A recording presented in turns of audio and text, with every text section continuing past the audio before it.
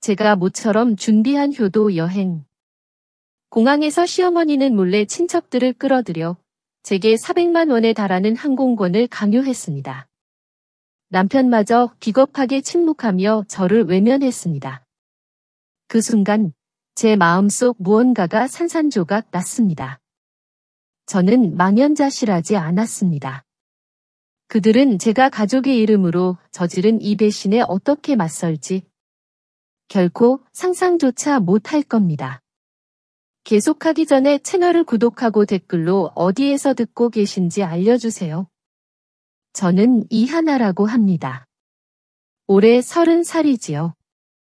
박준영 씨와 결혼한 지는 어느덧 5년이 되었습니다.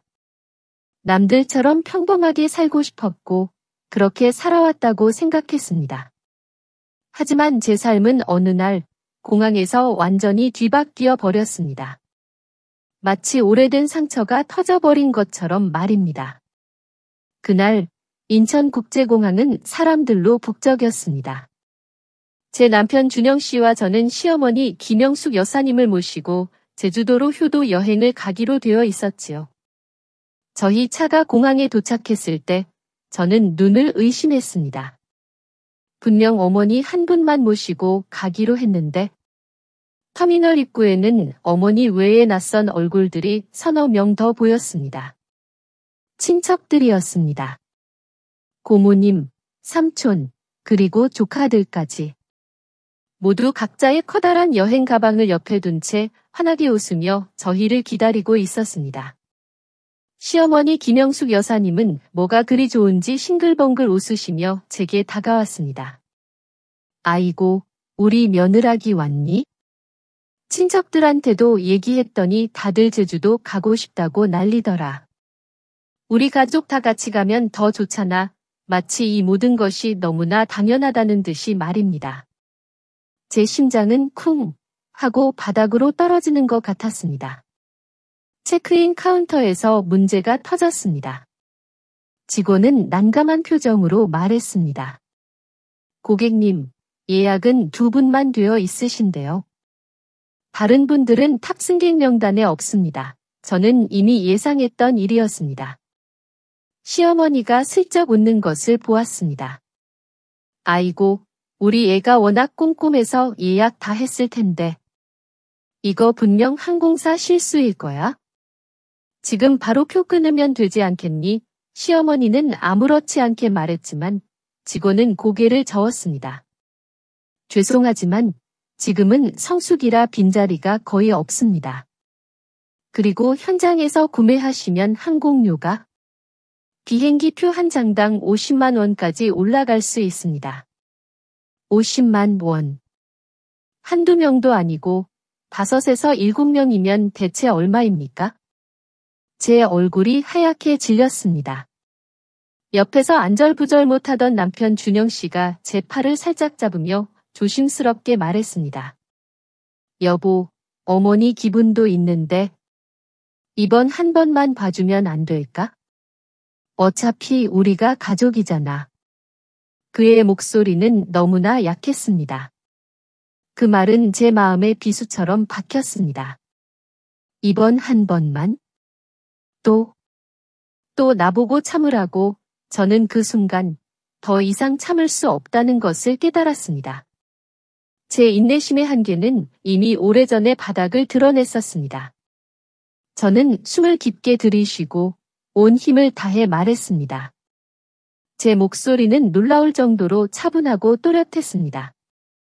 죄송하지만 저는 어머니만 모시고 갈 생각이었고 다른 분들까지 책임질 능력은 없습니다.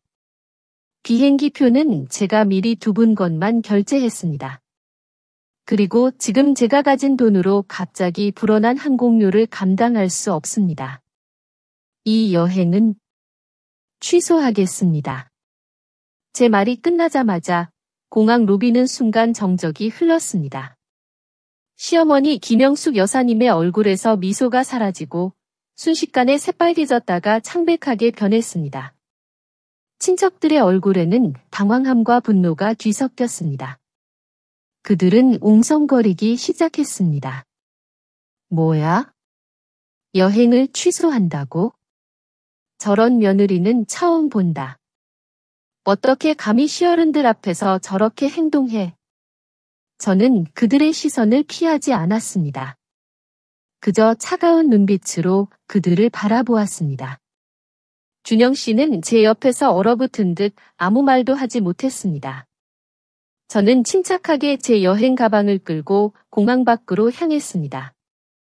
제 발걸음은 단호했습니다. 마음속에서는 마치 거대한 짐을 내려놓은 듯한 묘한 해방감과 함께 쓰라린 고통이 밀려왔습니다. 어쩌다 이 지경까지 오게 되었을까? 이 모든 것은 결국 오래된 상처의 시작이었는지도 모른다. 저는 택시에 올라타 창밖을 바라보았습니다.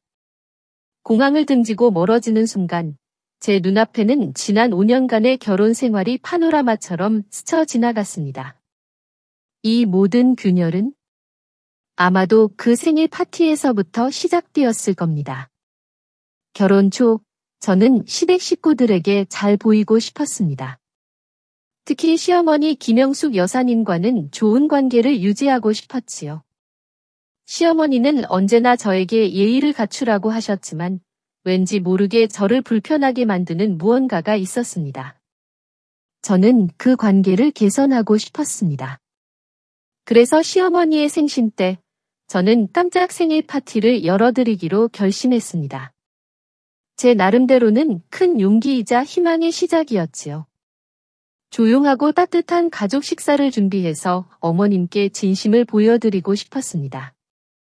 남편 준영 씨도 제 의견에 동의했고 제가 준비하는 것을 조금이나마 도왔습니다. 저는 며칠 전부터 인터넷을 뒤져 어머님이 좋아하실 만한 메뉴를 골랐습니다. 직접 시장에 가서 신선한 재료들을 사왔고 어머님을 생각하며 한 가지씩 정성껏 요리했습니다. 생신 파티의 꽃이라고 할 수 있는 케이크도 직접 만들었습니다. 예쁜 꽃다발도 준비했고 과일도 보기 좋게 깎아 접시에 담았지요. 저희 가족 3명이 오붓하게 먹기에 충분하고도 남을 만큼의 음식이었습니다. 저의 정성이 듬뿍 담긴 상차림은 완벽했습니다. 저는 어머님이 기뻐하실 모습에 가슴이 두근거렸습니다. 퇴근 후 어머님이 집으로 들어오셨습니다. 어머니, 생신 축하드립니다. 남편 준영 씨와 제가 함께 외쳤지요. 어머님은 처음에는 놀라신 듯 보였지만 이내 얼굴에 환한 미소를 지으셨습니다. 저는 그 미소를 보며 이제 우리 사이가 조금은 가까워지겠구나 하고 생각했습니다.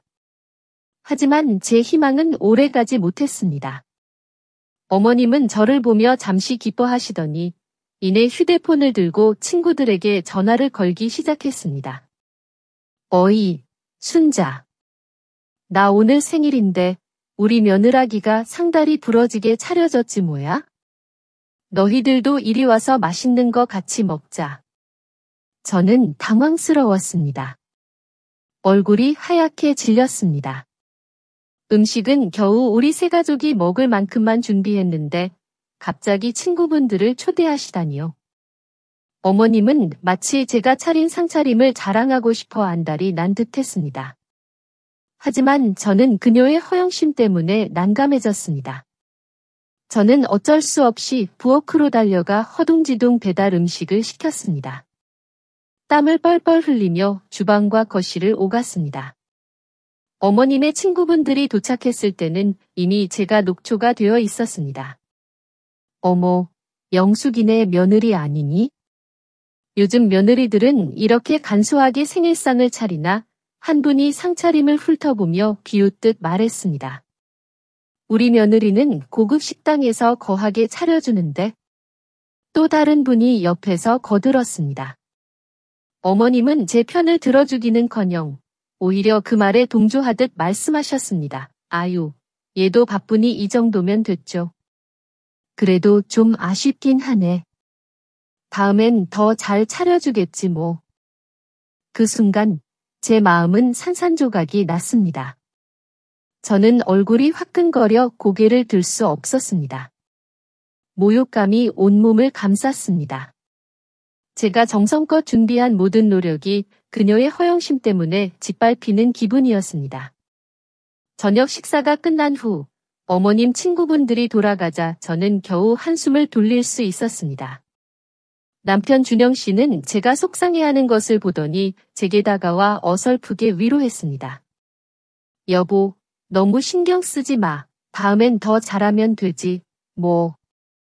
그의 위로는 제게 아무런 도움이 되지 않았습니다. 저는 그날 밤 잠자리에 들면서 스스로에게 다짐했습니다. 어머니의 체면이 나보다 더 중요하구나. 내 마음보다, 내 정성보다. 남들 시선이 더 중요하구나. 그날부터 우리 부부와 시어머니 사이에 보이지 않는 균열이 시작되었습니다. 처음에는 작은 실금이었지만 점점 깊어져만 갔습니다. 제가 시댁에서 겪었던 또 다른 잊을 수 없는 상처는 바로 설날이었습니다. 저는 명절을 맞아 시댁 식구들 모두에게 좋은 인상을 주고 싶었습니다. 그래서 설날을 앞두고 몇 주 전부터 꼼꼼하게 준비했습니다. 리스트를 작성하고 백화점과 시장을 오가며 선물을 골랐습니다. 제 월급에서 꽤 많은 부분을 할애하여 각 친척의 취향에 맞는 선물 바구니를 정성껏 만들었습니다. 시어머니 김영숙 여사님께 드릴 고급 차와 와인, 시아버지 박 사장님을 위한 건강식품, 시동생 태호 씨 부부에게는 백화점 상품권, 그리고 다른 친척들을 위해서는 수입과자 세트와 고향 특산물 등을 준비했습니다. 총 200만 원 정도의 돈을 썼습니다. 저에게는 적지 않은 금액이었지만 가족들이 기뻐할 모습을 상상하며 행복하게 준비했습니다. 남편 준영 씨는 제가 알아서 하라고 했지만 저는 명절만큼은 며느리로서 제가 최선을 다하고 싶었습니다. 설날 며칠 전 선물 바구니들을 거실에 예쁘게 포장해 놓았습니다. 알록달록한 보자기에 쌓인 선물들은 보기만 해도 뿌듯했습니다. 시어머니는 거실을 지나다 선물들을 보시고는 눈을 반짝였습니다. 아이고, 우리 며느라기 솜씨 좋네. 이렇게 예쁘게도 준비했니? 저는 어머님의 칭찬에 어깨가 으쓱했습니다. 하지만 그 칭찬은 잠시뿐이었습니다. 어머님은 잠시 후 가장 크고 좋아 보이는 선물 바구니 몇 개를 들고 집을 나서셨습니다. 어머님, 어디 가세요? 그 선물들은 친척들 드릴 건데. 제가 황급히 물었습니다. 어머님은 저를 돌아보며 손사래를 쳤습니다. 아이고, 뭘 걱정하니? 이건 우리 이웃 아주머니들 갖다 드릴 거야. 우리 며느라기가 어찌나 착한지, 나뿐만 아니라 내 친구들까지 다 챙겨준다고 자랑 좀 해야지. 저는 어이가 없었습니다. 어머님, 하지만 그 선물들은 이미 각자 친척들에게 드릴 분량으로 나눠놓은 거예요. 그렇게 가져가시면 부족한데요. 어머님은 제 말을 듣지도 않고 손을 저으며 제 말을 잘랐습니다. 이게 다 우리 집 체면인데 내가 뭘 알아? 남들이 우리 집 씀씀이가 크다 해야 우리 집안을 우러러보지. 며느라기가 시어머니 친구들까지 다 챙기는 줄 알면 얼마나 덕망이 있겠어? 너는 가만히 있어. 남편 준영 씨가 그 광경을 보고 있었지만 그는 그저 눈치만 볼 뿐 아무 말도 하지 못했습니다. 잠시 머뭇거리다가 어머님께 뭔가 말을 하려 했지만 어머님이 날카로운 눈빛으로 그를 쳐다보자이내 입을 다물었습니다. 결국 그날 시어머니는 제가 정성껏 준비한 선물 바구니의 상당 부분을 그녀의 친구들과 이웃에게 자랑 삼아 나누어 주었습니다. 저는 속으로 피눈물을 흘렸지만 아무 말도 할 수 없었습니다. 설날 당일 시댁에는 많은 친척들이 모였습니다. 저는 부족해진 선물 때문에 곤란을 겪어야 했습니다. 미리 준비해두었던 선물이 모자라 몇몇 친척들에게는 드릴 수가 없었습니다. 형님들은 저를 보며 귓속말을 주고받았습니다. 막내 며느리는 올해 좀 소홀했네. 솜씨 좋다더니 설날 선물도 부족한가 봐.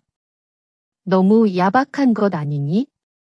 그들의 비난이 들려왔을 때 제 얼굴은 화끈거렸습니다.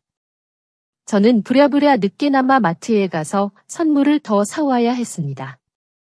하지만 명절 당일이라 마트에는 물건도 별로 없고 가격도 정가의 2배는 훌쩍 넘었습니다. 저는 울며 겨자 먹기로 비싼 돈을 주고 부족한 선물을 채워야 했습니다. 설날 저녁 모든 친척들이 돌아간 후 저는 홀로 부엌에 앉아 남은 설거지를 하고 있었습니다. 제 공은 아무도 알아주지 않고 오히려 며느리로서 불성실하다는 오명을 뒤집어 쓴 채 말입니다.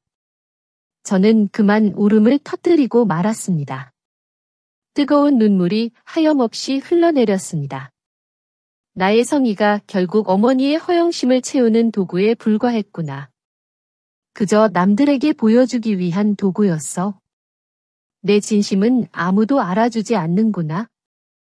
그날부터 제 마음속에는 시어머니에 대한 깊은 실망감과 함께 차가운 불신이 자리 잡기 시작했습니다. 아무리 노력해도 소용없다는 무력감. 그것이 저를 지배했습니다. 어머니의 체면 때문에 저의 진심이 왜곡되고 오히려 비난을 받는 이런 상황. 시청자 여러분 중에도 비슷한 경험이 있으신 분들이 많으리라 생각합니다. 여러분은 혹시 남의 허영심 때문에 은혜를 원수로 갚는 상황에 처해본 적이 있으신가요? 그때 어떻게 대처하셨는지 댓글로 함께 이야기 나눠봐요. 지난해 여름 휴가철, 저는 시댁과의 관계가 더 이상 회복하기 어렵다는 것을 확실하게 깨달았습니다. 그 사건은 제 마음속에 지울 수 없는 상처를 남겼고 저를 강하게 만드는 계기가 되었습니다. 휴가를 맞아 준영 씨와 저는 집에서 조용히 쉬며 시간을 보내려 했습니다. 하지만 어느 날 갑자기 초인종이 요란하게 울렸습니다. 문을 열어보니 눈앞에는 생각지도 못했던 광경이 펼쳐졌습니다. 시어머니 김영숙 여사님과 함께 낯선 친척 5에서 6명이 커다란 여행 가방을 들고 서 있었습니다. 고모, 삼촌, 그리고 어린 조카들까지.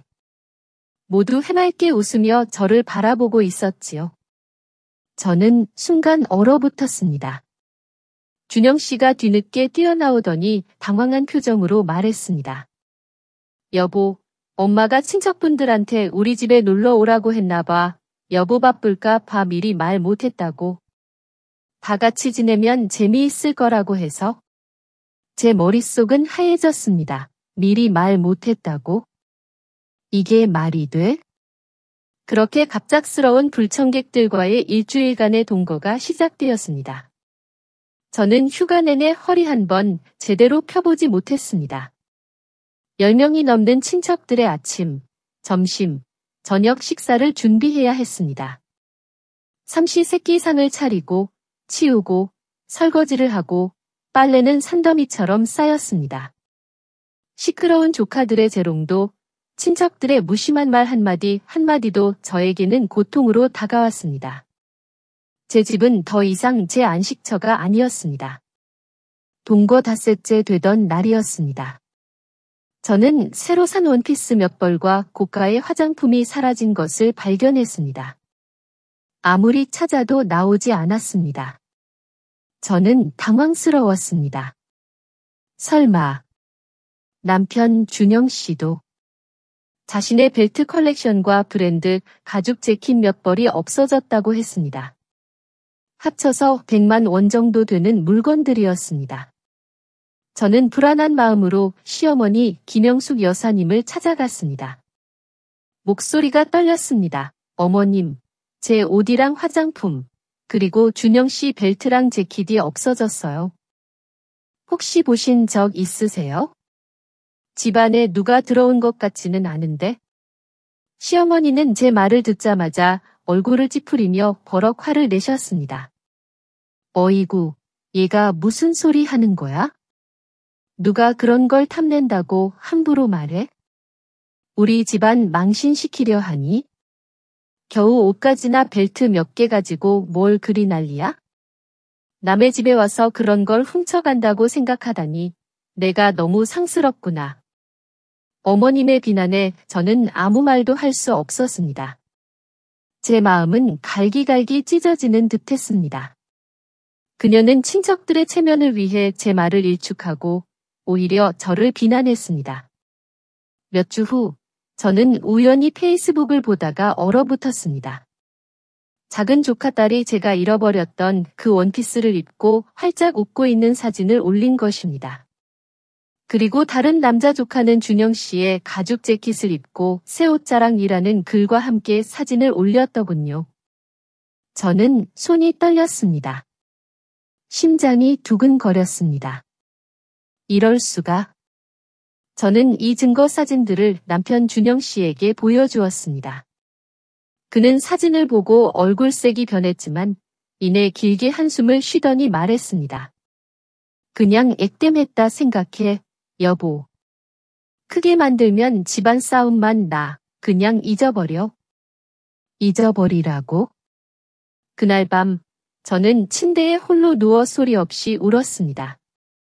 제 물건들이 사라진 것보다 남편 준영 씨가 진실을 외면하고 제 마음을 무시하는 것에 더 큰 상처를 받았습니다. 그는 항상 엄마와 가족이라는 명분 아래 저의 희생을 요구했습니다. 저는 베개에 얼굴을 묻고 울면서 스스로에게 굳게 다짐했습니다. 다음에 또 이런 일이 생긴다면 절대 참고만 있지 않을 거야. 더 이상 무시당하지 않을 거야. 내 자신을 지킬 거야. 제 마음속 깊은 곳에서 오랜 시간 억눌려왔던 울분이 굳건한 결심으로 변했습니다. 택시 안에서 창밖을 바라보며 저는 공항에서 어머님과 친척들을 뒤로하고 돌아섰던 그 순간을 다시 떠올렸습니다. 그 단호한 결정은 사실 하루아침에 이루어진 것이 아니었습니다. 그것은 지난 몇 년간 쌓여왔던 수많은 상처와 실망, 그리고 제 안에서 끓어오르던 굳건한 결심의 결과였습니다. 공항 사건이 있기 한 달 전이었습니다. 남편 준영 씨는 제게 시어머니 김영숙 여사님을 모시고 제주도로 여행을 가자고 제안했습니다. 여보, 엄마가 나이가 드시니 여행도 잘 못 다니시고 이번에 우리가 특별히 효도 여행 한번 시켜드리자. 그는 이렇게 말했습니다. 저는 처음에는 망설였습니다. 지난 몇 년간 시댁과의 관계는 상처투성이었으니까요. 하지만 저는 마지막 희망을 걸어보기로 했습니다. 이번이 어쩌면 어머니와 관계를 회복할 마지막 기회일지도 몰라. 그래서 저는 마지못해 그의 제안에 동의했습니다. 저는 신경 써서 여행 준비를 시작했습니다. 준영 씨가 저에게 여보가 알아서 해라고 했기에 제가 모든 것을 맡아서 해야 했지요. 저는 제주도에 있는 시설 좋은 4성급 호텔을 알아보았습니다. 우리 부부를 위한 더블룸과 함께 어머님께는 전망 좋은 발코니가 있는 고급스러운 독립적인 방을 예약했습니다. 부모님께 효도한다는 생각으로 최선을 다했습니다. 어머님께 이 소식을 전했을 때 저는 그녀가 기뻐하실 줄 알았습니다. 하지만 어머님은 그저 응, 괜찮아 라고 무심하게 대답할 뿐이었습니다. 그녀의 목소리에는 설렘이나 기대감이라곤 찾아볼 수 없었습니다. 저는 그 태도에 알 수 없는 불길한 예감을 느꼈습니다. 어머님 태도가 이상해요. 또 무슨 일을 꾸미시는 건 아닐까요? 저는 준영 씨에게 제 불안감을 털어놓았습니다. 하지만 준영 씨는 제 말을 대수롭지 않게 여겼습니다. 엄마가 뭘 그렇게 신경 쓰시겠어? 나이 드셔서 피곤해서 그러실 거야? 여보가 너무 예민한 거 아니야? 그의 무심한 대답은 제 마음을 더욱 불안하게 만들었습니다. 며칠 후 동네에 어머님이 며느리에게 효도 여행을 간다는 소문이 파다하게 퍼졌습니다. 어머님은 주변 사람들에게 자랑을 하고 다니셨다고 합니다. 하지만 저에게는 이상한 말을 흘리기 시작했습니다. 아이고, 제주도 여행이 그렇게 비싸다는데 우리 며느리가 너무 돈 낭비하는 거 아닌지 모르겠네. 글쎄, 그렇게 비싼 호텔에서 자면 뭐가 좋다고. 그냥 잠만 자는 곳인데 그녀는 저에게 이런 말을 하면서도 친척들에게는 은근슬쩍 제주도 여행 이야기를 흘리는 것 같았습니다. 그리고 얼마 지나지 않아 제 휴대폰으로 시댁 친척들에게서 연락이 오기 시작했습니다. 하나 씨, 제주도 여행 일정 어떻게 돼요? 호텔은 어디로 잡으셨어요? 심지어 어떤 친척은 저도 같이 가면 재미있을 것 같은데 혹시 같이 갈 수 있을까요? 비용은 조금 보탤게요. 라고 말하기도 했습니다. 저는 그들의 메시지를 보면서 온몸에 소름이 돋았습니다. 이게 다 어머님의 계략이었구나. 저는 준영 씨에게 다시 이 사실을 이야기했지만 그는 여전히 믿지 않거나 믿으려 하지 않았습니다. 친척들이 그냥 궁금해서 물어본 거겠지. 괜히 앞서서 걱정하지 마. 여보, 그의 외면은 저를 더욱 궁지로 몰아넣었습니다. 저는 더 이상 침묵하지 않기로 결심했습니다. 이번에는 다르다. 더 이상 휘둘리지 않을 거야. 내 자신을 지킬 거야. 저는 조용히, 하지만 단호하게 다가올 대결을 위한 마음의 준비를 하기 시작했습니다. 저의 인내심은 바닥을 드러냈고, 이제는 저 자신을 지키기 위한 싸움이 시작될 것이었습니다.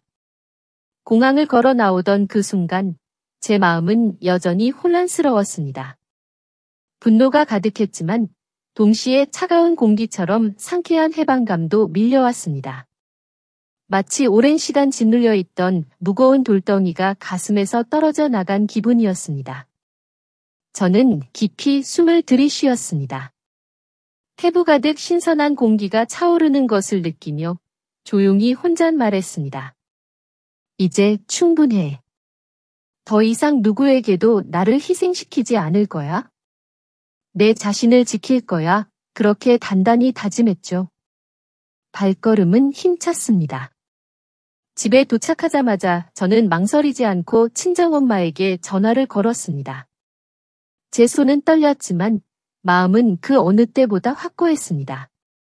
수화기 너머로 들려오는 엄마의 목소리는 여전히 다정했지만 걱정이 가득했습니다. 하나야, 공항은 잘 갔니? 이 시간에 왜 전화했니? 무슨 일이라도 있니? 엄마의 걱정스러운 물음에 제 마음이 울컥했습니다. 눈물이 주르륵 흘러내리고 말았습니다. 하지만 이번에는 슬픔이나 억울함 때문만은 아니었습니다.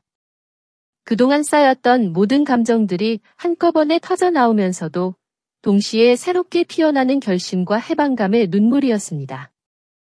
저는 눈물을 억지로 삼키며 단호하지만 떨리는 목소리로 엄마에게 모든 것을 털어놓았습니다. 엄마, 저 시댁 식구들이랑 여행 안 가요? 방금 공항에서 크게 싸웠어요. 그들이 저한테 친척들 비용까지 다 내라고 강요해서 제가 모든 여행을 취소했어요. 너무 힘들어요, 엄마. 정말 지쳤어요. 이제는 더 이상 못 참겠어요. 목이 메어 잠시 말을 잇지 못했습니다. 겨우 숨을 고르고 다시 말을 꺼냈습니다. 엄마, 아빠, 제가 두 분 모시고 여행 가면 안 될까요? 그동안 제가 못 해드린 것, 제가 다 해드리고 싶어요. 수화기 너머에서 한동안 침묵이 흘렀습니다. 엄마의 흐느낌이 들려왔고, 이내 친정아버지의 묵직하지만 따뜻한 목소리가 들려왔습니다. 하나야, 정말이냐? 우리가 누구랑 비교될까 감히 바라지도 않았는데, 그저 내가 힘들지 않고 잘 사는 것만으로도 아빠 엄마는 기뻤는데, 아버지의 목소리에도 울음기가 서려 있었습니다. 내가 원한다면 아빠 엄마는 언제든 기쁘지. 내가 편안하면 그걸로 됐다. 너만 편안하면 아빠 엄마는 세상 다 얻은 거나 마찬가지야. 아버지의 그 말씀 한마디에 제 가슴은 뜨거운 물처럼 녹아내리는 듯했습니다. 그래, 이거지. 내가 찾던 건 이런 거였어. 무조건적인 사랑. 아무런 조건 없는 내 편, 저는 서럽게 울면서도 그 어느 때보다 행복하게 웃었습니다. 저는 눈물을 닦으며 마음을 다잡았습니다. 그럼 두 분 바로 짐 싸세요. 제가 일본으로 3박 4일 여행 예약할 거예요. 두 분이 아무 방해 없이, 아무런 걱정 없이 진정한 휴가를 즐기셨으면 좋겠어요. 엄마는 아직도 믿기지 않는다는 듯 몇 번이나 되물었습니다. 정말이냐? 일본이라니? 아이고, 엄마는 평생 해외여행은 꿈도 못 꿨는데 아빠도 옆에서 하나가 진짜 큰 맘 먹었구나. 우리 딸이 최고다 하며 좋아하셨습니다. 부모님의 순수한 기쁨은 제 마음속 깊은 곳까지 따뜻하게 만들었습니다. 부모님이 더 이상 거절할 틈도 주지 않고 저는 즉시 노트북을 여러 항공권과 호텔을 예약했습니다. 도쿄 시내에 있는 5성급 호텔을 골랐습니다. 창밖으로는 아름다운 공원이 한눈에 들어오는 전망 좋은 방으로 2개를 예약했습니다. 혹시 부모님이 일본어를 어려워하실까 봐 한국어 가이드가 포함된 투어 상품까지 추가했죠. 화면에 뜨는 총 금액, 약 500만 원은 적지 않은 돈이었지만 그 순간 저에게는 단 한 푼 한 푼이 모두 아깝지 않았습니다. 이 돈이 부모님의 얼굴에 번질 미소와 바꿀 수 있다면 그보다 더 큰 가치는 없다고 생각했습니다. 그날 오후 저는 차를 몰고 고향으로 내려가 부모님을 모시러 갔습니다. 제가 여행 가방을 싣고 나타나자 이웃 아주머니들이 깜짝 놀라며 대문으로 몰려왔습니다. 하나 씨, 시댁 식구들이랑 제주도 여행 간다더니 왜 벌써 다시 왔어? 듣자 하니 다 같이 우르르 간다던데 저는 그들의 호기심 가득한 시선을 받으며 부드럽게 웃으며 답했습니다. 네, 갑자기 계획을 좀 바꿨어요. 오래간만에 친정 부모님 모시고 제가 좋은 곳으로 다녀오려고요. 그동안 고생 많이 하셨는데 2분만 편안하게 쉬다 오시라고요. 이웃 아주머니들은 제 말을 듣더니 어휴, 귀하다 귀해. 딸이 이렇게 효녀면 부모님은 세상 다 얻었네. 맞아, 자식 키워봐야 소용없다더니 하나 씨는 정말 복 받았네 하며 칭찬을 아끼지 않았습니다.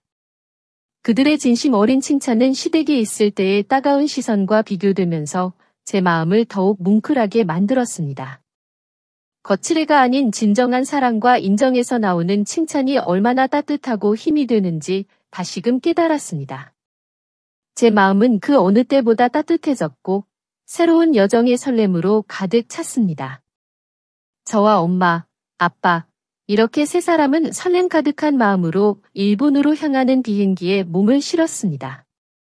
비행기가 육중한 몸을 흔들며 활주로를 박차고 힘껏 하늘로 솟아오르는 순간 저는 엄마의 손을 꼭 잡았습니다. 창밖으로는 작은 점처럼 변해가는 한국의 풍경이 보였습니다. 엄마의 눈가가 촉촉하게 젖어 있었죠.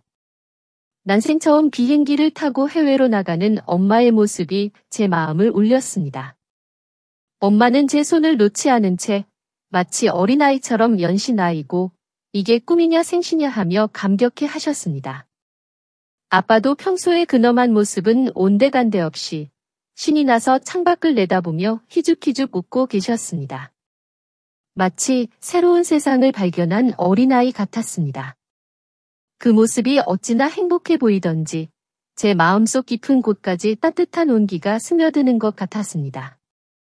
저는 살며시 엄마의 손을 쓰다듬으며 나지막이 말했습니다. 엄마, 아빠, 이제 제가 2분 더 많이 모실게요. 그동안 딸 노릇 제대로 못 해드려서 너무 죄송했어요. 더 이상 서운하게 해드리지 않을 거예요. 엄마는 고개를 끄덕이며 제 손을 꽉 잡았습니다. 그리고 목이 메인 목소리로 답했습니다. 하나야, 내가 행복하면 그걸로 됐다. 엄마 아빠는 내가 힘들지 않고 잘 사는 것만으로도 충분해. 다른 일은 다 바람처럼 스쳐가는 거란다. 아무것도 아니야. 엄마의 그 말은 제게 세상의 어떤 값비싼 위로보다 더 큰 힘이 되어 주었습니다. 그래, 맞다. 중요한 건 나의 행복이지. 나의 진정한 가족의 행복. 일본에서의 3박 4일은 그야말로 꿈 같았습니다. 저는 부모님을 모시고 아사쿠사의 고즈넉한 거리를 거닐었습니다. 오래된 절과 상점들이 늘어선 골목을 걸으며 엄마는 연신 이런 곳도 있구나 하시며 신기해하셨죠. 아빠는 저에게 사진을 찍어달라고 부탁하며 아이처럼 즐거워하셨습니다. 밤이 되자 저는 부모님을 모시고 환하게 빛나는 도쿄 스카이트리 아래로 갔습니다. 밤하늘을 수놓은 화려한 불빛들을 올려다보며 두 분은 입을 다물지 못했습니다. 아이고, 세상 참 좋아졌다. 이런 구경을 다 해보는구나 하시며 행복해하셨죠. 현지에서 맛보는 스시와 따끈한 라면은 그 어느 때보다 특별하고 맛있었습니다. 평생 고향 음식만 드셔오신 부모님은 처음 맛보는 일본 음식에도 거부감 없이 즐거워하셨습니다. 아빠는 라멘 한 그릇을 뚝딱 비우시고는 이거 해장으로 딱이겠네 하시며 농담을 던지시기도 했습니다. 부모님은 여행 내내 연신 웃음을 멈추지 않으셨습니다. 주름진 얼굴 가득 번지는 환한 미소를 보니 제 마음까지 평화로워지고 그동안의 모든 고통과 억울함이 눈 녹듯 사라지는 것 같았습니다. 시댁에 있을 때의 답답하고 숨막히던 나날들을 보상이라도 받는 듯 저는 다시 살아나는 기분이었습니다. 저의 진정한 행복이 무엇인지 다시 한번 깨닫게 되는 소중한 시간이었습니다. 그 시간 동안 남편 박준영 씨에게서 간간히 연락이 왔습니다. 짧고 건조한 메시지들이었지만 그를 통해 시댁 쪽 상황을 대략적으로 알 수 있었죠. 공항에서 제가 떠난 후 친척들은 어쩔 수 없이 각자 돈을 모아 남은 7장의 항공권을 구매해야 했다고 합니다. 항공권을 제때 구하지 못해 약 400만 원이라는 거금을 급하게 지불해야 했다고 하더군요. 비용이 예상보다 훨씬 많이 들자 그들은 원래 제가 예약했던 고급 호텔 대신 값싼 여관을 빌려 묵었다고 합니다. 방은 비좁고 에어컨은 덜컹거렸으며 화장실은 공동으로 사용해야 해서 늘 시끄러웠다고 하네요. 아이들은 더위에 지쳐 짜증을 내며 울었고 어른들은 좁은 공간에 다닥다닥 붙어 지치고 피곤해했다고 합니다. 예상했던 대로 친척들 모두 불평이 가득했고 즐거워하는 사람은 아무도 없었다고 합니다. 박준영 씨가 페이스북에 올린 사진들도 몇 장뿐이었는데 다들 억지로 웃는 듯한 어색한 표정이었습니다. 겉으로는 여행을 온 듯했지만 그들의 사진에는 즐거움 대신 피로와 불만이 가득했습니다. 반면 저는 부모님과 활짝 웃으며 벚꽃 아래에서 찍은 사진들을 페이스북에 올렸습니다. 사진 속 저는 두 분을 꽉 안고 환하게 웃고 있었죠. 배경으로는 활짝 핀 분홍빛 벚꽃이 아름답게 펼쳐져 있었습니다. 짧게 글을 남겼습니다. 가장 행복한 순간은 부모님과 함께하는 시간. 사랑해요. 이 사진은 순식간에 수많은 사람들의 좋아요와 축하 메시지, 그리고 찬사를 받았습니다. 이웃 아주머니들도 제 이야기를 듣고는 하나 씨 정말 대단하다. 친정 부모님을 모시고 해외여행을 다녀오다니. 부럽다 부러워. 정말 효녀네. 나도 하나 씨 같은 딸 있었으면 좋겠다 하며 칭찬을 아끼지 않았습니다. 그들의 칭찬에는 질투가 아닌 진정한 존경과 부러움이 담겨 있었습니다. 그때였습니다. 남편 박준영 씨에게서 메시지가 도착했습니다. 그의 메시지는 제 사진을 겨냥한 것이 분명했습니다. 하나야, 내가 그런 사진 올리면 엄마가 더 망신당하는 거 아니야? 꼭 그렇게 과시해야겠어? 엄마는 지금 친척들 앞에서 얼마나 민망하겠어. 저는 그 메시지를 읽고는 그저 살짝 미소 지었습니다. 차분하고 조용한 미소였습니다. 더 이상 답장할 필요가 없다는 것을 깨달았기 때문입니다. 저는 더 이상 누구에게도 아무것도 증명할 필요가 없었습니다. 그저 부모님의 행복한 미소만으로도 제가 옳은 길을 가고 있다는 것을 충분히 알 수 있었으니까요. 만약 아직도 여기까지 듣고 계시다면 아래에 숫자 1을 댓글로 남겨주세요. 이 여정 내내 저와 함께 해주시는 동반자가 있다는 것을 제가 알 수 있도록요. 여러분의 존재는 제가 마지막 이야기를 이어갈 가장 큰 힘이 됩니다. 저처럼 한며느리의 눈물 어린 이야기에 귀 기울여 주셔서 감사합니다. 함께 마지막 장으로 넘어가 보시겠어요? 친정 부모님과의 일본 여행을 마치고 집으로 돌아온 지 얼마 되지 않았을 때였습니다. 저는 이미 알고 있었죠. 시어머니 김영숙 여사님이 이 일을 그냥 넘길 리 없다는 것을요. 예상했던 대로였습니다.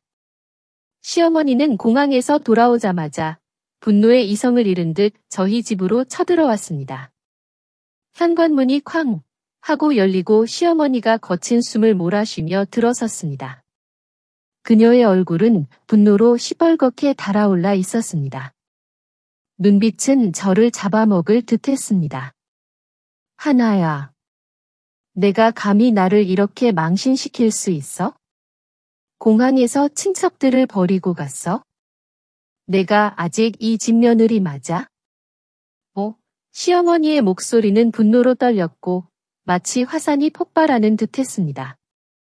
저는 식탁에 놓여있던 젓가락을 조용히 내려놓았습니다. 그리고 깊이 숨을 들이쉬었습니다. 폐부 가득 공기를 채우고 천천히 내쉬었습니다. 더 이상 침묵하고 참지 않을 것이었습니다. 저는 시어머니의 눈을 똑바로 쳐다보며 단호하지만 침착한 목소리로 말했습니다. 어머니, 다시 한번 분명히 말씀드립니다. 저는 처음부터 어머니만 모시고 가겠다고 했습니다. 친척들을 마음대로 여행에 끌어들이고 그 책임을 제게 전가하신 건 어머니입니다. 누가 망신당했든 그건 어머니께서 스스로 자초하신 일입니다. 제가 아닙니다. 제 목소리는 낮았지만 단단했습니다. 시어머니는 제 말에 순간 굳어지는 듯했습니다.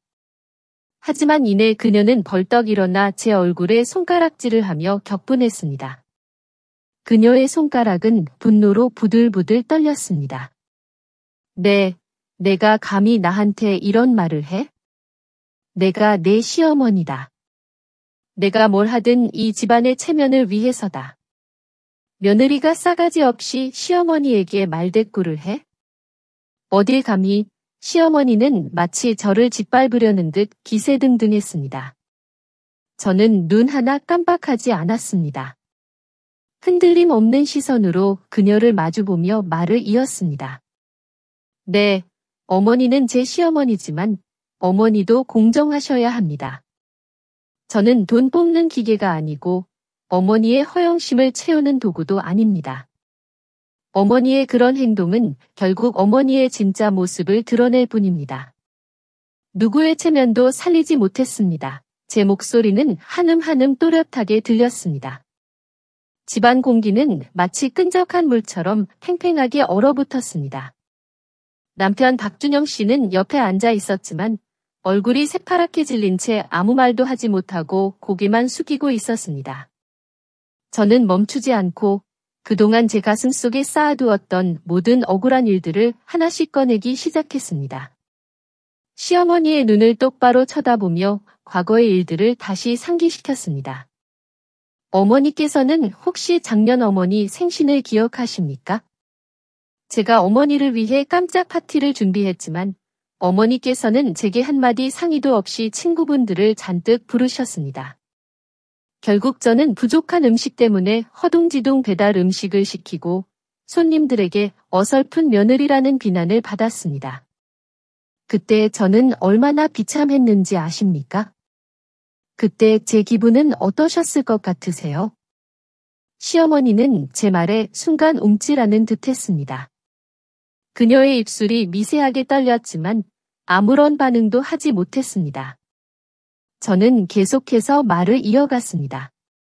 설날 선물은 또 어떻고요?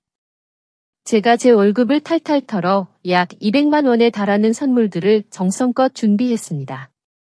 가족들께 드릴 귀한 선물들이었습니다.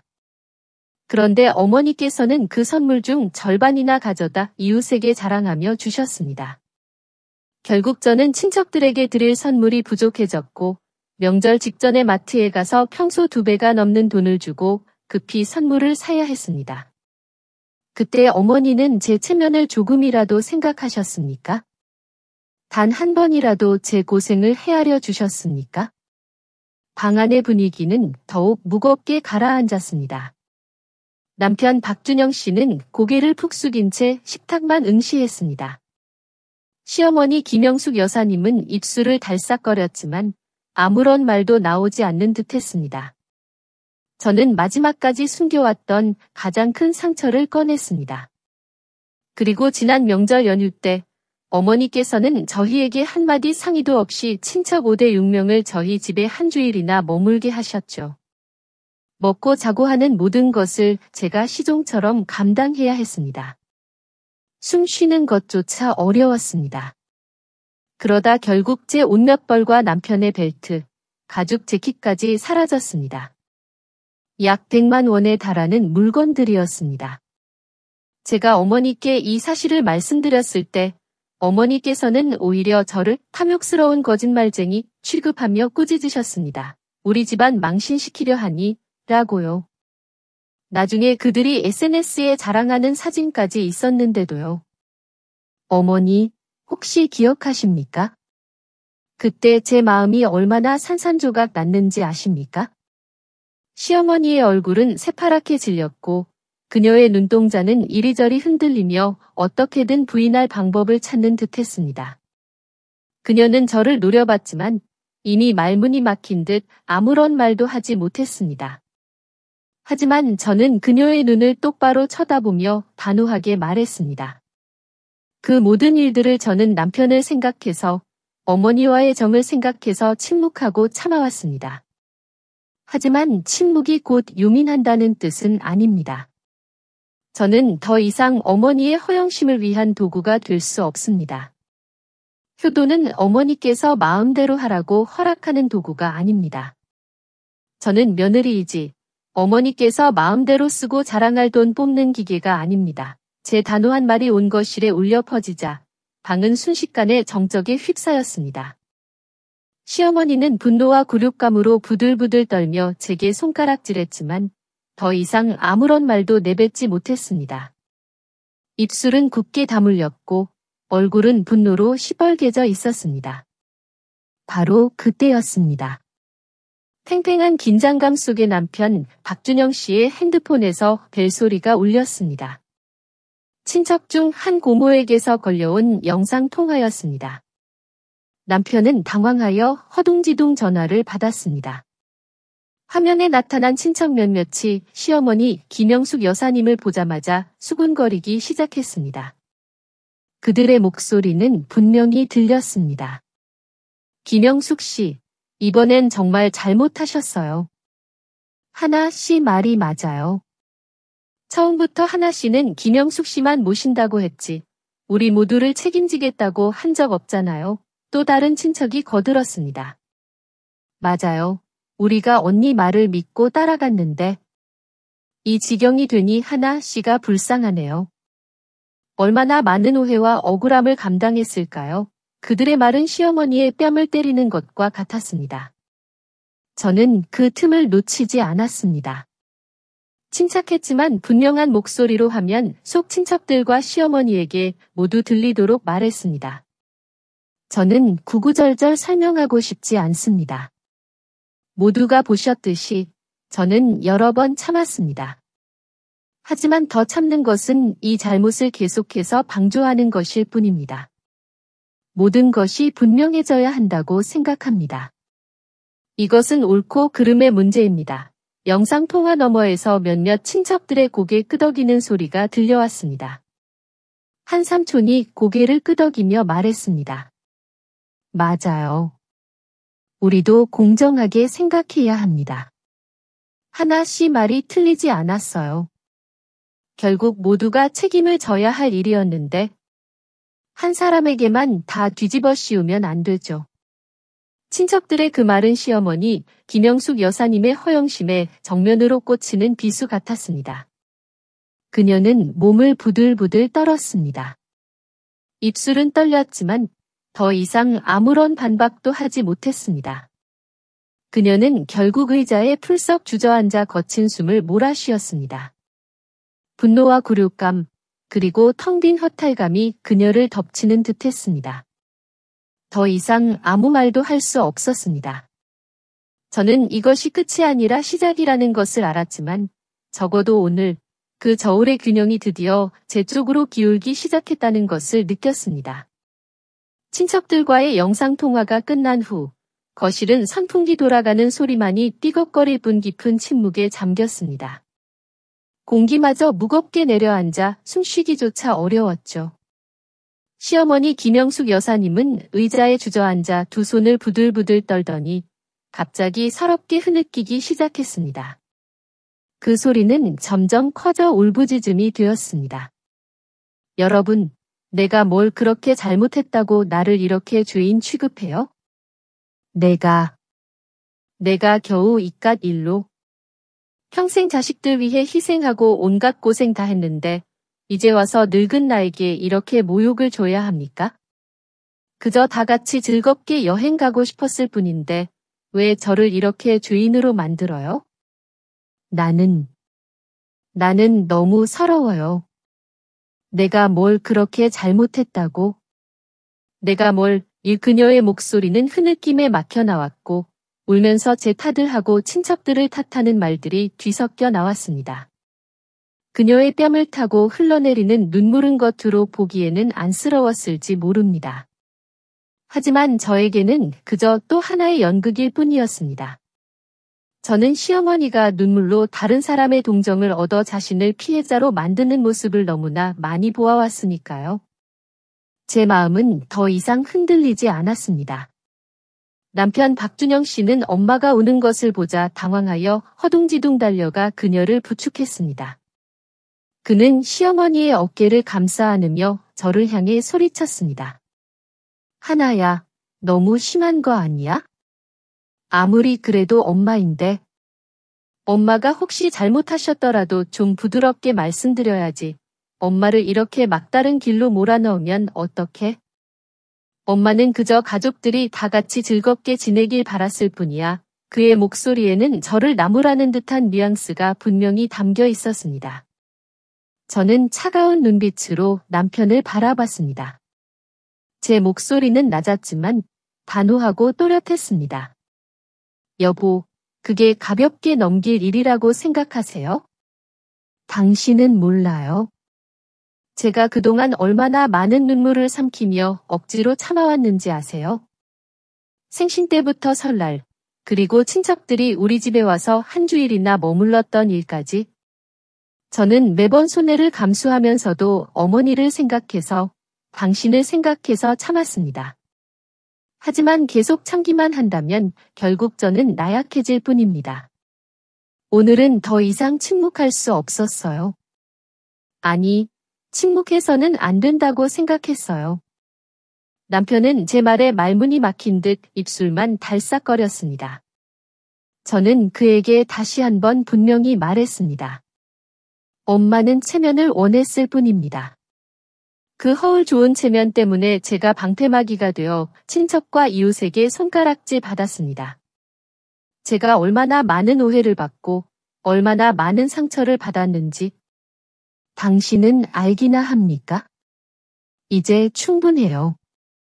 저는 더 이상 그런 식의 희생을 감당할 수 없습니다. 제 말이 끝나자 남편은 고개를 푹 숙인 채 아무런 반박도 하지 못했습니다. 거실은 다시 무거운 침묵에 잠겼습니다. 영상통화 너머의 친척들도 잠시 조용하더니 이내 한 남자의 목소리가 들려왔습니다. 박준영 씨, 하나 씨 말이 맞아요. 우리도 다 직접 봤잖아요. 하나 씨를 탓할 건 없어요. 오히려 이 모든 건 김영숙 씨가 자초한 일입니다. 솔직히 말해서 우리가 언니 때문에 얼마나 곤란했는지 몰라요. 또 다른 아주머니도 거들었습니다. 하나 씨가 그동안 너무 많이 참았어요. 이제부터는 각자 자기 앞가림은 자기가 해야지. 한 사람에게만 다 떠넘기면 안 됩니다. 그들의 마른 시어머니 김영숙 여사님의 가슴에 비수처럼 박히는 듯했습니다. 그녀는 더욱 크게 울부짖으며 식탁을 내리쳤습니다. 너희들, 왜 나를 안 믿고 그 애 말만 믿는 거야? 내가 언니이고 내가 엄마인데.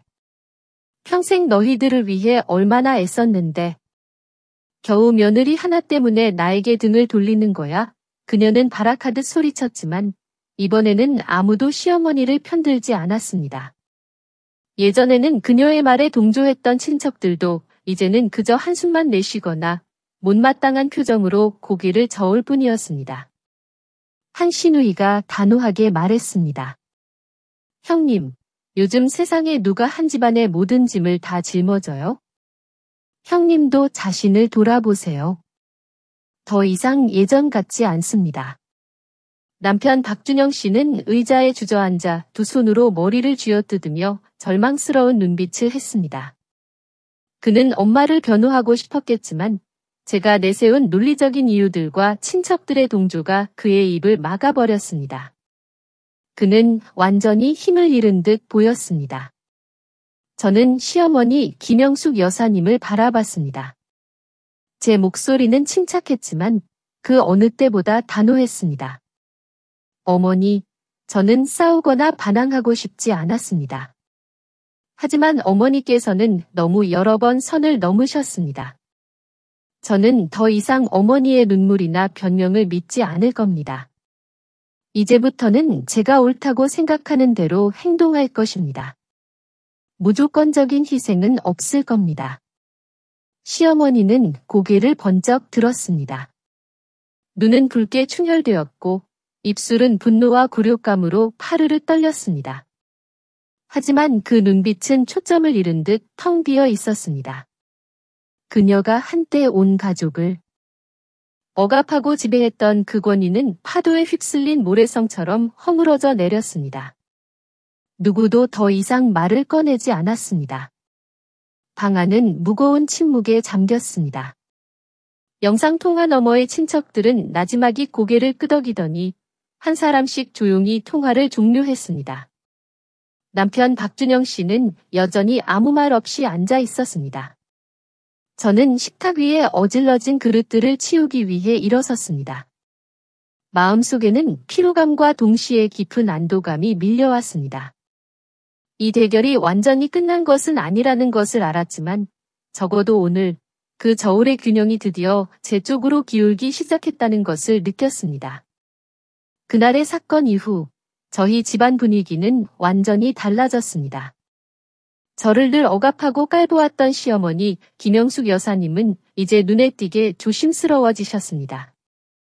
마치 어항 속의 물고기가 된 것처럼 행동하셨죠.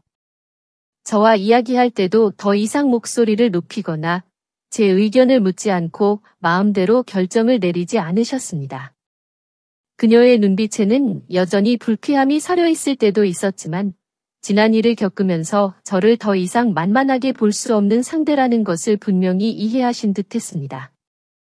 그녀는 한때 스스로 쌓아올린 체면이라는 탑이 얼마나 쉽게 무너질 수 있는지 값비싼 교훈을 얻으셨을 겁니다. 남편 박준영 씨는 이전보다 더 조용해졌습니다. 아마도 자신의 우유부단함에 대한 죄책감 때문에 괴로워하고 있을지도 모릅니다. 제가 가장 힘들었던 순간에 제 편이 되어주지 못했다는 것을 깨달았을 것입니다. 그의 눈빛에는 미안함과 후회, 그리고 뒤늦은 성찰이 담겨 있었습니다. 하지만 저는 여전히 그에게 기회를 주기로 했습니다. 결국 그는 제 남편이고 언젠가 우리가 꾸려갈 작은 가족의 아버지이니까요. 저는 그가 이번 일을 통해 더 성숙해지고 엄마 뒤에 숨거나 현실을 회피하는 대신 자신의 가정을 지킬 줄 아는 진정한 가장이 되기를 희망합니다. 저 스스로는 그날의 단호한 결정 이후 훨씬 더 자유로워지고 편안해졌습니다. 더 이상 남들의 따가운 시선이나 수군거림에 시달리지 않았습니다. 마치 무거운 짐을 내려놓은 듯했습니다. 저는 대신 제 일에 집중하고 소중한 제 작은 가정을 돌보는데 시간을 썼습니다. 그리고 무엇보다 저를 항상 묵묵히 지지해주고 감싸주었던 친정 부모님께 더 많은 사랑과 관심을 쏟았습니다. 그분들의 존재 자체가 저에게는 가장 든든한 버팀목이자 변치 않는 행복의 근원이었습니다. 친정 부모님과의 일본 여행은 제 마음에 따뜻하고 지워지지 않는 추억으로 남았습니다. 도쿄의 번화한 거리에 처음 발을 디디셨을 때 아빠의 반짝이던 눈빛, 활짝 핀 분홍빛 벚꽃 아래에서 사진을 찍으시며 환하게 웃던 엄마의 미소가 아직도 선명합니다. 그것은 화려하지는 않았지만 진정으로 소중하고 성스러운 순간들이었습니다. 진심으로 가꾸어진 가족에만이 가장 든든한 버팀목이 되며 계산 없는 사랑만이 진정한 행복을 가져다 준다는 것을 다시금 깨닫게 해주었죠. 지난 모든 일들을 겪으며 저는 깨달았습니다. 시어머니 김영숙 여사님은 결국 그 값비싼 교훈을 배워야만 했다는 것을요. 이제 그녀는 함부로 남을 자랑거리로 삼거나 허영심이라는 이름으로 저를 억압하려 하지 않습니다. 예전처럼 겉으로 티를 내지는 않으셔도 그녀의 마음속 깊은 곳까지 제가 옳았다는 것을 인정하지는 않으실지도 모릅니다.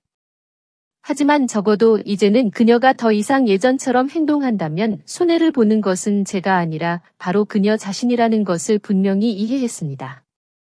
그녀는 그녀 스스로 쌓아올린 체면이라는 탑이 얼마나 쉽게 무너질 수 있는지 뼈저리게 느끼셨을 겁니다.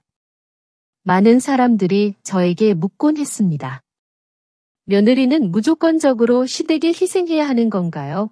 저도 한때는 그런 질문을 스스로에게 수없이 던졌습니다. 하지만 이제 저는 살짝 미소 지으며 대답할 수 있습니다. 효도는 분명 중요한 미덕입니다.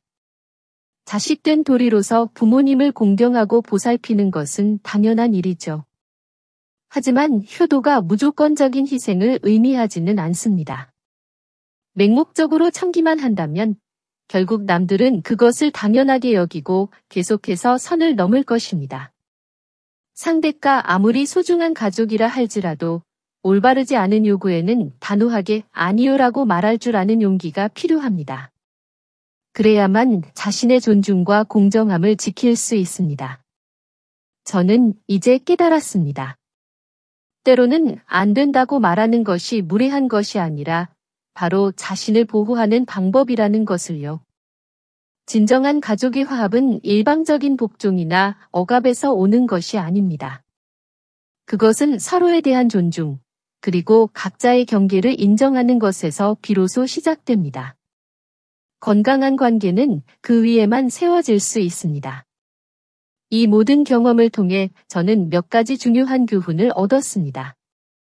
이 교훈들을 여러분과 함께 나누고 싶습니다. 먼저 부모님들께 드리고 싶은 교훈입니다. 사랑하는 자식들을 위한다는 명목으로 혹시 자식들의 삶과 배우자의 존재를 존중하지 않고 계신 건 아닌가요? 부모의 지나친 욕심이나 겉으로 드러나는 허울 좋은 체면 때문에 자녀의 행복을 희생시키지 마세요. 자식 또한 독립된 인격체로서 존중받을 권리가 있습니다. 진정한 효도는 자발적인 사랑과 보살핌에서 나옵니다. 강요된 희생은 결코 행복한 가정을 만들 수 없습니다. 자녀에게 진정한 사랑과 신뢰를 보여주세요. 그러면 자녀는 기꺼이 부모님께 효도할 것입니다. 겉으로 드러나는 허영심보다 진정한 배려와 이해심이 가정을 지키는 더 큰 힘이 됩니다. 자녀의 어려움을 헤아려주는 부모의 모습이야말로 진정한 존경을 얻습니다. 다음으로 자녀들에게 드리고 싶은 교훈입니다. 효도는 중요하지만 무조건적인 복종이나 희생을 의미하지 않습니다. 자신의 가정을 지키고 스스로 존중받는 삶을 사는 것 또한 중요한 효도입니다. 때로는 아니요라고 말할 용기가 필요합니다. 갈등을 피하는 것이 항상 최선은 아닙니다. 건강한 경계를 설정하고 자신의 목소리를 내는 것이 장기적으로는 가정의 평화를 지키는 길입니다. 사랑하는 사람을 위해서라도 용기를 내어 맞서야 할 때가 있습니다. 그리고 무엇보다 자신이 행복해야 다른 사람을 행복하게 해줄 수 있습니다. 며느리로서, 사위로서 또는 부모로서의 역할에 갇혀 자신의 행복을 잃지 마세요. 진정한 행복은 균형에서 옵니다. 마지막으로 현대 사회의 인간 본성에 대한 교훈입니다. 현대 사회는 겉으로 보이는 것에 많은 가치를 부여합니다. 물질적인 부, 높은 지위, 남들의 시선. 하지만 허영심과 물질적인 과시는 일시적인 만족감을 줄 뿐, 결국에는 자신을 초라하게 만들고 인간관계를 파괴합니다. 진정한 가치는 내면에 있습니다. 어둠은 빛을 이길 수 없습니다. 거짓과 위선은 언젠가 드러나기 마련이며 진실은 결국 힘을 발휘합니다. 자신의 존엄성을 지키기 위한 용기는 결국 자신과 주변을 변화시키는 가장 큰 원동력이 됩니다. 대가족 중심에서 핵가족 중심으로 변화하는 현대 사회에서는 개인의 존중과 공정함이 더욱 중요해지고 있습니다. 전통적인 효도 개념 또한 시대에 맞춰 변화하고 있으며 상호 존중 없이는 어떤 관계도 지속되기 어렵습니다. 이 이야기가 많은 분들에게 작은 위로와 용기가 되기를 바랍니다. 진정으로 자신을 사랑하고 올바른 방식으로 사랑을 표현할 줄 아는 지혜로운 삶을 살기를 응원합니다. 저는 가슴속 깊이 안도하며 이 이야기를 마무리합니다. 앞으로의 삶에 또 어떤 시련이 닥쳐올지 모르지만 적어도 저는 이제 저의 목소리를 찾았습니다. 그리고 저의 작은 행복을 지키는 방법을 알게 되었습니다. 이하나 씨의 이야기는 여기서 마무리됩니다. 주인공 하나 씨의 결정에 대해 어떻게 생각하시나요? 만약 당신이 하나 씨였다면 다른 선택을 하셨을까요? 여러분의 소중한 생각을 댓글로 나눠주세요. 저는 언제나 하나하나 정성껏 읽어봅니다. 오늘 이야기가 여러분의 마음에 울림을 주었다면 좋아요를 눌러주시고 이 이야기에 공감할 것 같은 분들과 공유해주세요. 그리고 다음 숨겨진 이야기들을 놓치지 않으려면 며느리의 눈물 채널 구독도 잊지 마세요. 다음 이야기에서 다시 만나요. 그리고 다음번에는 바로 여러분의 이야기가 펼쳐질지도 모릅니다.